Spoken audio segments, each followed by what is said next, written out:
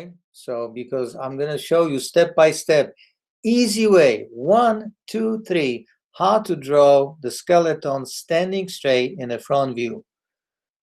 Okay, now from the top of the head, the top of the skull, I'm going to draw a straight line towards the bottom. This becomes, of course, a helper line to draw a spine of the skeleton as well. And also it becomes a symmetry line which divides evenly spaces. It will help us to match left and right. Right, we're going to start at the top, so you can give yourself a little room here. So maybe half an inch from the top where you can start drawing top of the skull, right? So we're going to start with the skull. Very small. Right, so here, how we can shape this up without drawing detail? Well, let's say you're going to draw an upside down egg. Now, what you just did here, you have created a measuring unit. That will establish the rest. So here, I'm going to mark this as my measuring unit number 1. Since we have that measuring unit here, number 1, then we're going to divide this into 8 sections. You do less than 7, then you're losing the human proportions. You start coming out and exaggerating, and your character you drawing becomes a cartoon character. So if you want to keep it in human proportions, then you have to be between 7 and 8. So I like to do 8 sections. So now these sections are helping me to shape the proportion of the skeleton. So right now what I'm going to do, I'm going to mark a little bit here space here. So it's like 1/3 of this unit number 2. And what is this space for? Well, I have to separate the body part, the torso part, right, from the skull. So that will give me later the area to draw neck. Right? So basically in skeleton is just the tip of the iceberg, right? This little part, our neck here. So that's in skeleton is just the tip part of the spine. So once I have this line, then with a slightly curved line, I'm going to draw, okay, like a ball here. Okay, that will mark the top of the shoulders, right? And that's how I'm going to leave it for now. Right, now I'm going to count. Okay, so this is 2, 3. So this is unit 1. We need 1 right here. You need 2, you need 3. So I'm going to start drawing the rib cage. And it curves up right here. And then we can add some shapes of the ribs just to create that nice illusion of the rib cage curving, right? I'm not really putting exact number how many ribs are there. Shoulders need to be sticking out a little bit over, and there's a shoulder blade, so it's kind of a triangular shapes behind the rib cage. And then right here are these huge hinges where the arms will be attached, but the arms I'm going to draw later. So here's the spine, this part. And we're going down, we're going to leave a little bit here. That's the empty area, right? That's the waistline. So the interesting thing is we can find a midpoint. Where's the center of the body? How we can divide, the whole section of the human body in half, right? So this is half here, right, and half here. So right here we have the midpoint. So the pelvis area starts right here, and it's kind of rectangular. Right, so I can start with drawing something like this. So as you see, the bottom of the pelvis is reaching that midpoint right here. And then I can cut it a little bit so it resembles a little better the real shape. So that's like the largest bone. It's kind of flat in a human body. That's where the spine ends, right? So this is the spine.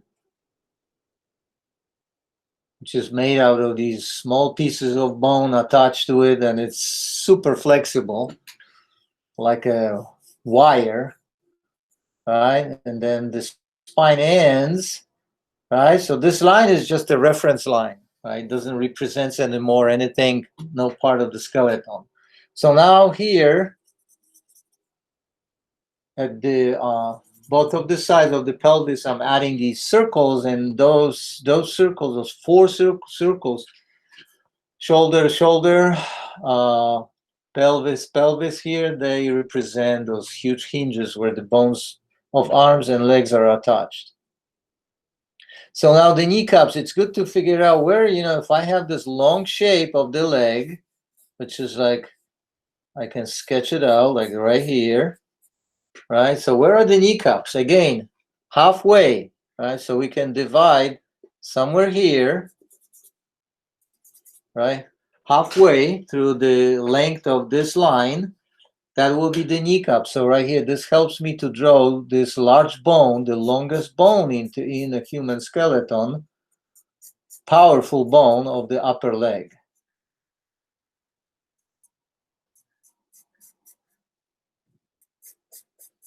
Right here. And now here are two bones. So they kind of with like three lines will do. So one in the middle. So just so you know that the lower part of the legs will have two bones right here. And now the another hinge is of course right here, and that's where the foot is attached. So the easy way to draw would be kind of like swimming fins, right? Like this, duck or duck feet, right? And that's fine. There's also, of course, there are bones here, but we don't have to really put much detail into this, just to have an idea. Now arms, right? The reason I put the arms at the end of my drawing is because I want to figure out right now how to finish. So I'm going to sketch right now the line just to show you how long the arms are. So they should be ending, so that end, the fingers should be going kind of through a midsection of the upper leg. And then the elbow, right? So we have a waistline right here. So again, we're cutting our arm, the line for the arm, in half, and I make that hinge again and again. One bone right here for the upper part of the arm. Okay, and then two bones right here going down to the wrist, and then the hand, and that's it. That's the skeleton. So 1, 2, 3, 4, 5, 6, 7, 8, and then feet are sticking out. The feet could be, a little bit like this. Depends how you want to draw it. 8 sections. Okay, so now we have this. Now, how we can take the skeleton and put it in action? Well, first of all, we have to turn it in a side view. So if we take this from this, so somewhere here, we're going to draw top of the head, right? So the skull will be now in a side view. Remember, you know how to draw the side view.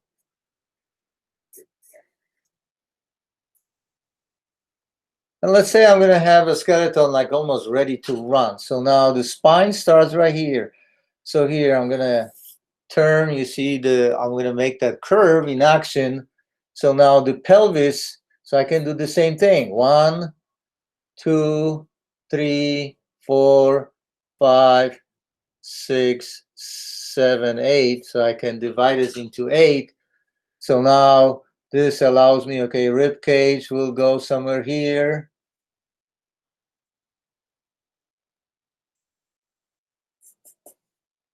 The pelvis will be very narrow because we see this in a side view, so something like this, and then this hinge, and then the bone will bend.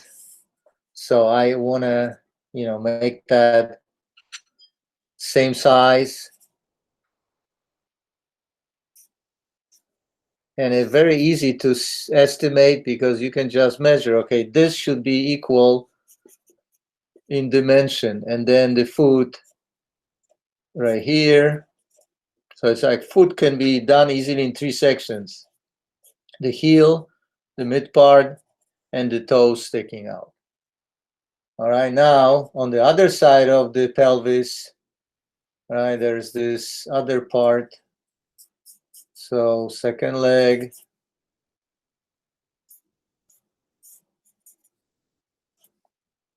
Again, heel, midsection. There we go. And now arms. Again, the shoulders now we just see very little of the shoulders.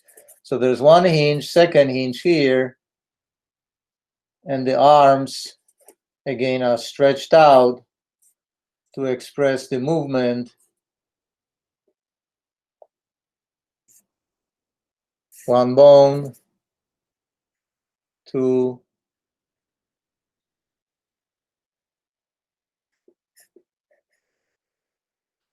and then just to add the skeletal look, okay, I can just do the ribs.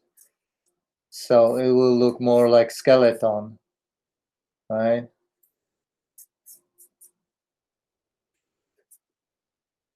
And then spine, bunch of these.